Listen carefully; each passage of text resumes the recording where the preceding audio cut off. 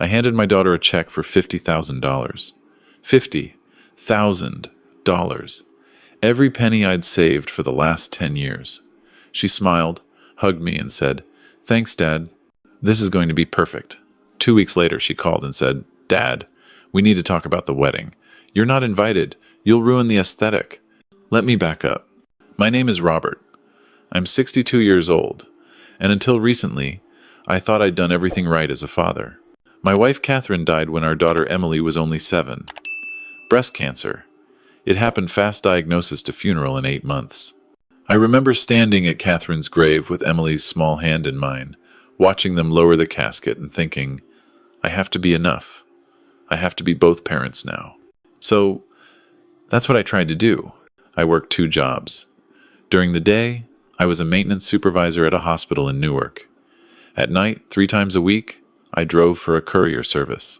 I wasn't trying to be a hero. I was just trying to keep the lights on and make sure Emily had what she needed. A good school, clean clothes, hot meals, a college fund. Emily was smart, really smart. She got into Yale. Full ride? No. But I'd been saving since she was born, and with loans and my night shifts, we made it work. I drove up to New Haven every other weekend her freshman year, because she said she missed me. By sophomore year, she had new friends and was too busy. I understood. That's what growing up looks like. She graduated with honors. Got a job at a marketing firm in Manhattan. Started dating this guy, Connor. I met him once, maybe twice. Tall, good-looking, worked in finance. His family had money. Real money. The kind where you say summer as a verb, and the vineyard means Martha's, not the place where grapes grow. Emily changed after she met Connor. Not all at once. It was gradual. She stopped coming home for Sunday dinners, stopped calling as much. When I'd visit her apartment in the city, she'd seem embarrassed by my work boots, my accent, the way I'd ask the waiter too many questions about the menu because I'd never heard of half the ingredients. But she was still my daughter, my little girl, the one who used to fall asleep on my chest while we watched baseball, the one who cried in my arms the night before her first day of high school, the one who used to say, "You're the best dad in the world, even if you do make terrible pancakes." So when she called 6 months ago and said she was engaged, I cried. Happy tears. I told her I was proud of her. I asked if she was sure, if Connor treated her right, all the dad questions. She laughed and said, "Yes, Dad," she was sure. Then she said, "Dad, I need to ask you something." My heart was already saying yes before she finished the sentence. Connor and I want to have the wedding in Manhattan. Something really nice. His family has expectations. And I know it's a lot to ask, but would you be willing to help with the costs? I know you've been saving, and I want it to be perfect. I didn't even hesitate. I said yes. I asked how much she needed. She said 30,000 would help a lot. I said I could do 50. The silence on the other end of the line lasted long enough that I thought the call had dropped. Then she said, "Dad, are you serious? That's your retirement fund." I told her what I'd been telling myself for 20 years. I can always work longer, but she only gets married once. I wanted her to have everything. Everything her mother would have wanted for her. She cried. She said I was the best father anyone could ask for. She said she loved me. She said the wedding was going to be beautiful, and I was going to be so proud walking her down the aisle. I sent her the check the next day. $50,000. My entire savings account, minus about $800 for bills. She called when she got it. Couldn't stop thanking me. Said the venue was booked, the photographer was reserved, the caterer was secured. Everything was falling into place. For the next 3 months, I barely heard from her. I figured she was busy. Wedding planning is stressful. I got it. I'd check in every couple weeks. She'd respond with short texts. Crazy busy. So much to do. Talk soon. I didn't push. I just kept working, picked up extra shifts, started thinking about what I'd wear, what I'd say in my father of the bride speech. I worked on it during my lunch breaks. Wrote draft after draft. Remembered little stories from Emily's childhood. Remembered Catherine, how she'd be so happy to see Emily all grown up, getting married. The wedding was set for May 18th, a Saturday. Black tie event at some fancy hotel in Midtown Manhattan, 200 guests. I'd gotten the save the date in the mail. Thick cardstock with gold lettering, very elegant, very expensive. Then, 2 weeks before the wedding, Emily called. I was at work, on my break, eating a sandwich in the maintenance office. I saw her name on my phone and smiled. Figured she was calling to confirm some detail about the rehearsal dinner or to ask what color tie I was wearing. I answered. Said, "Hey, sweetheart, what's up?" She didn't say hi. She just said, "Dad, we need to talk about the wedding." Something in her voice made my stomach drop. I put down my sandwich. I said, "Okay, what about it?" Long pause. Then, Connor's mom has some concerns. I waited. She and Connor's dad have a lot of important people coming. Colleagues, family friends, people from their country club. And the photos are really important to them. They've hired this incredible photographer who's flown in from LA. And she trailed off. I said, "And what?" Another pause. Longer this time. "Dad, you know I love you. You know that, right? You've done so much for me. This wedding wouldn't even be happening without you." "Emily, what's going on?" "Connor's mom thinks it would be better if you didn't come to the wedding." I actually laughed. Not because it was funny, because my brain couldn't process what she'd just said. I said, "What?" "She thinks the photos need to have a certain look. And you work with your hands, Dad. You're a maintenance supervisor. Connor's family are all doctors and lawyers and CEOs. And Diana, that's Connor's mom, she just thinks it would be awkward. For you, I mean, you wouldn't know anyone. You'd feel out of place." My hand was shaking. I said, "I'm your father. I know, Dad. And I'm so grateful for everything you've done. The money you gave me, it's making this whole thing possible. But maybe it's better this way. You can avoid all the stress and the small talk and the uncomfortable conversations. You hate that kind of thing anyway." I couldn't breathe right. I said, "You're telling me I'm not invited to your wedding?" "Dad, your wedding? The one I paid for? Please don't make this harder than it already is." "Harder? Emily, I've spent 20 years. Dad, I have to go. Connor's waiting. I wanted you to hear it from me. I didn't want you to show up and have it be weird. I'm doing you a favor." She hung up. I sat there in the maintenance office, holding my phone, staring at the half-eaten sandwich on the table. My hands were shaking. My vision was blurry. I felt like someone had reached into my chest and pulled out my heart. I didn't cry right away. I just sat there, numb. Then my phone buzzed. A text from Emily. "Thank you for understanding. Love you." That's when I cried. I went home early, told my supervisor I was sick, sat in my apartment, my small one-bedroom apartment in Newark, with the leaky faucet and the radiator that clangs, and tried to make sense of what had just happened. My daughter didn't want me at her wedding because I wasn't good enough, because I didn't fit the aesthetic, because I worked with my hands instead of wearing a suit to an office. I looked around my apartment, at the photos on the walls. Emily as a baby in Catherine's arms. Emily on her first day of kindergarten. Emily at her Yale graduation, me standing next to her in my best suit, the one I'd bought at JCPenney because I couldn't afford anything nicer. I'd given her everything, and she didn't want me at her wedding.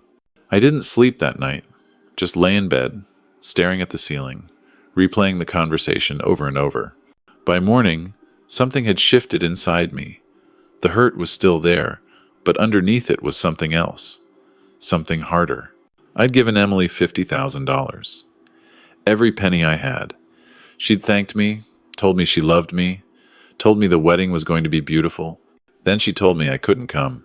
I got up, made coffee, and sat down at my kitchen table. Started thinking, started remembering. When Emily sent me the check, she'd told me the venue was booked, the photographer was reserved, the caterer was secured. She'd been so excited, so grateful. But who had booked all those things? I pulled out my phone and opened my email, started scrolling back through the last 3 months, found what I was looking for. Confirmation emails, dozens of them, venue contract, catering agreement, photography package, florist invoice, band booking, cake order, dress alterations, party rentals, transportation services. Every single one sent to my email address. Every single one with my name on the contract. Every single one with my credit card on file. Because Emily had asked me to handle the bookings, said she was too busy with work and wedding planning was so stressful, and could I just take care of the vendor stuff? She'd send me the list of companies she wanted to use, and I'd call them and put down the deposits. I thought I was helping, being a good dad, making her life easier. But what it meant was that legally, contractually, all of these vendors were working for me. Not Emily, not Connor. Me. I sat there for a long time, holding my phone, looking at those emails. Then I stood up, got dressed, and drove to my bank. The branch manager, Lisa, knew me. I'd been banking there for 15 years. She smiled when I walked in, asked how I was doing. I said I needed to talk to someone about contracts and payment disputes. She set me up with one of their financial advisors, a young guy named Marcus, who looked barely old enough to drink. But he knew his stuff. I explained the situation, showed him the emails, the contracts, the credit card statements. He read through everything carefully, looked up at me, said, "Mr. Torres, you're the primary on all of these contracts. Your daughter isn't listed anywhere. If you wanted to cancel these services, you could. You'd lose the deposits, but the vendors would be legally obligated to comply." I said, "How much would I lose?" He did some math.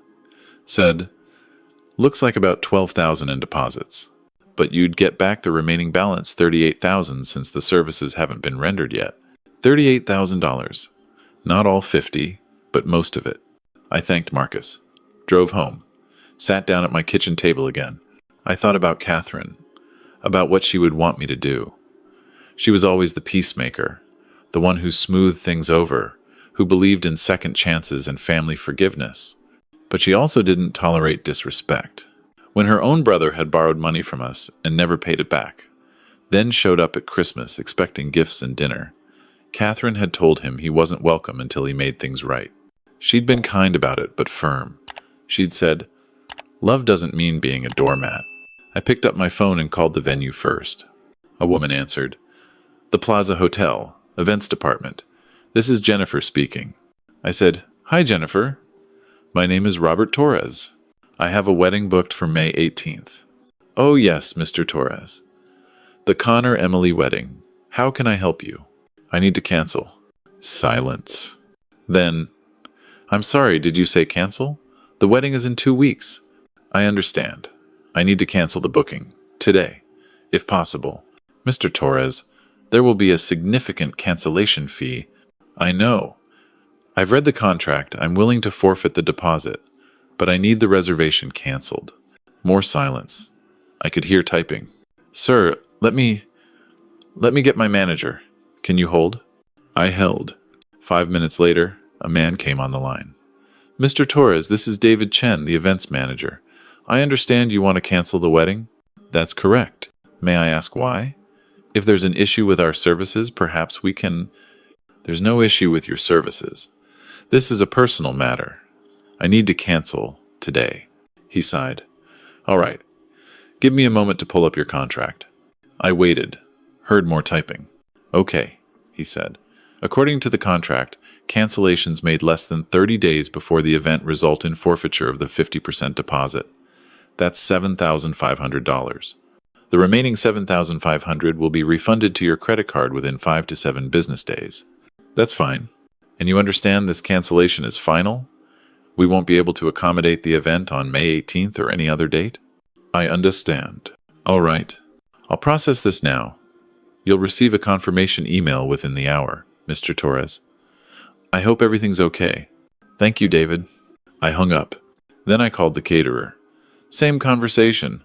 They'd keep the 40% deposit, $4,800, refund the rest. Then the photographer, the florist, the band, the cake designer, the transportation company, the party rental place, the lighting company, the hair and makeup team, the videographer. 73 vendors in total, 73 phone calls. Some were understanding, some were confused, a few were annoyed. One woman asked if someone had died. I said no, just a change of plans. By the time I finished, it was early evening. My voice was hoarse. My hands were shaking again, but not from sadness this time. I'd done it. I'd canceled the entire wedding. I sat back in my chair and waited. The first call came 20 minutes later. Emily. I didn't answer. She called again, and again, And again. Then Connor called.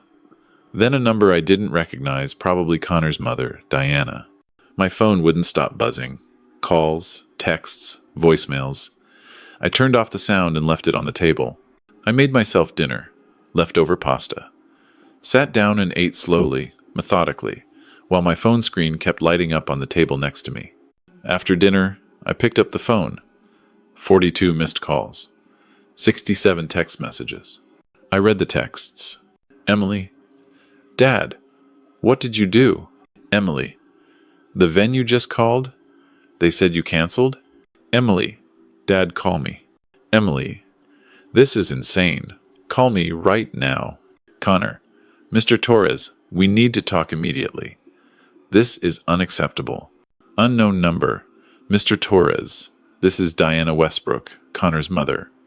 I don't know what kind of game you're playing, but this behavior is absolutely appalling. Call me immediately. Emily. Dad, please call me. We can fix this. Just please answer your phone. Emily. I'm sorry. Is that what you want to hear? I'm sorry. Please undo this. Please. I put the phone down, went to bed, slept better than I had in weeks. The next morning, there were 98 missed calls. I got up, made coffee, and sat down at my kitchen table. Finally listened to one of the voicemails. It was Emily, crying, Dad, please! You're ruining my life! The wedding is in 2 weeks. 2 weeks. We can't find another venue. Everything's booked. The photographer's already on his flight from LA. The flowers were custom ordered. Dad, please. I know what I said was wrong.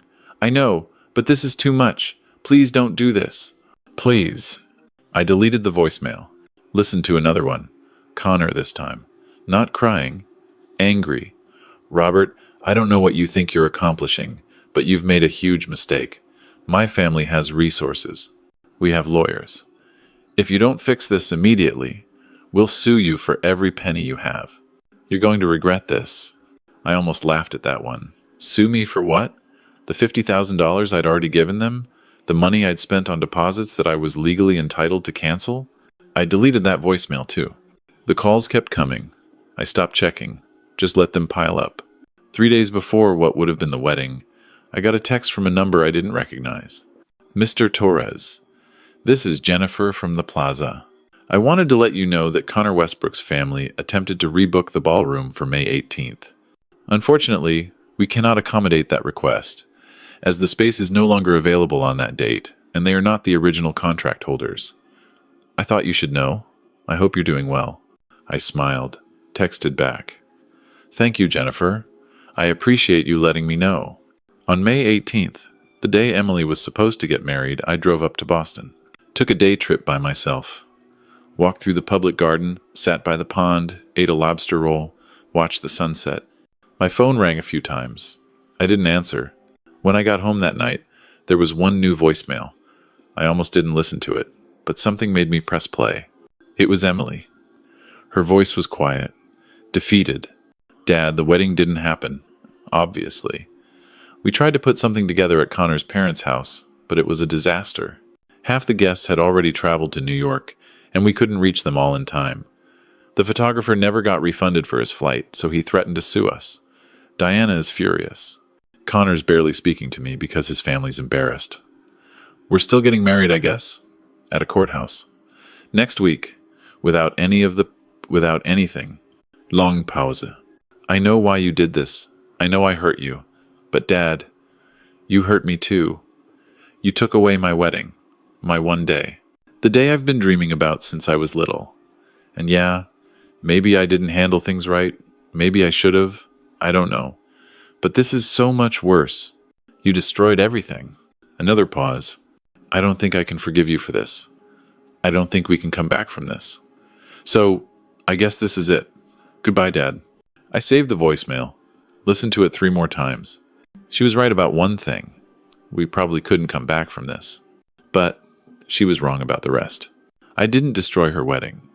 She did that herself when she told me I wasn't good enough to attend. When she took my money and told me to stay home. When she chose a look over her own father.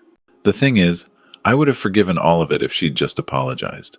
If she'd called before I started making those cancellation calls and said, Dad, I made a mistake.